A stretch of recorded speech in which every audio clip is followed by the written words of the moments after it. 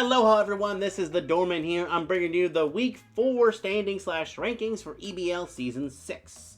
Do not forget we do a weekly standings and we do a season rankings and stuff like that. Yeah, that's about it. Okay, so moving on, we have number 10 spot with the Carolina Garchomps with a loss this week at a -5. For number 9, we have the San Antonio Espers with a loss this week at a -4. With the Walton Wingles as number 8 with a loss this week at a -4. For this one, I put the San Antonio Espers below because they didn't bring the Magirna. Not that it wasn't too terrible not bringing the Magirna, but I've learned from personal experience, you always bring the restriction no matter what. And I felt like if he would have brought the Magirna, it would have done a lot better, if that made sense. Not saying it was wrong, I just understand how it would have been better.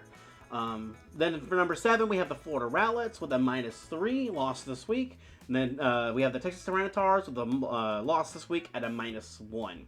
Then for number 5, we have the Essex Espions with a win this week with a +1. Woo! First win.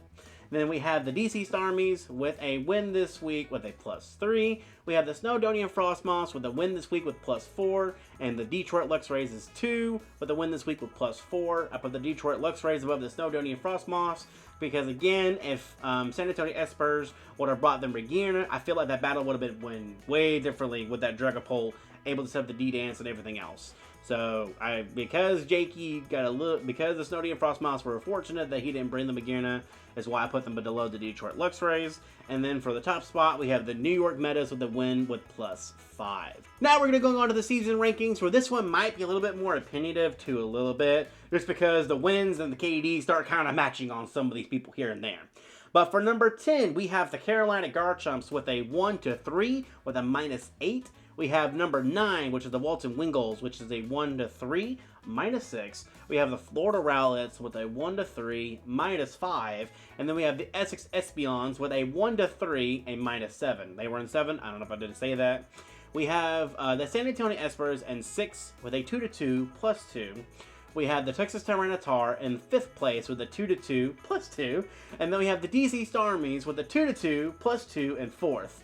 Now, the reason why I did all these people here was because, again, just for last week not bringing the Magirna, that does hinder it. I've learned from my own experiences with my restricted stuff.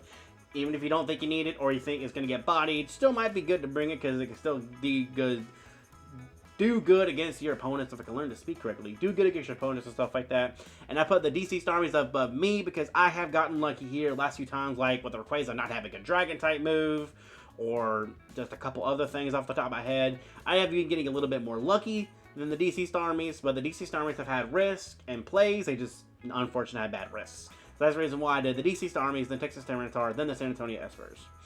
For number 3, we have the Snowdonian Frostmoths with a 3-1, +4. The Detroit Luxrays with a 3-1, +4. And I put the Detroit Luxrays above the Snowdonian Frostmoths was because Max has been able to make phenomenal plays and stuff like that. Jakey has made phenomenal plays too, but I also feel like with the Detroit Luxrays, their recovery on that one battle they had was a little bit better than maybe the Snowdonian Frostmoths. I'm not sure. If you think a little bit differently, please let me know down below.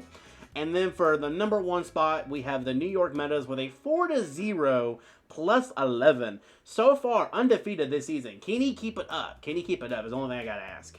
But this is the standing and rankings for this season and weekly, and I will see you all for week 5 of the rankings and standings and stuff like that. With that, I see everybody next time. Peace!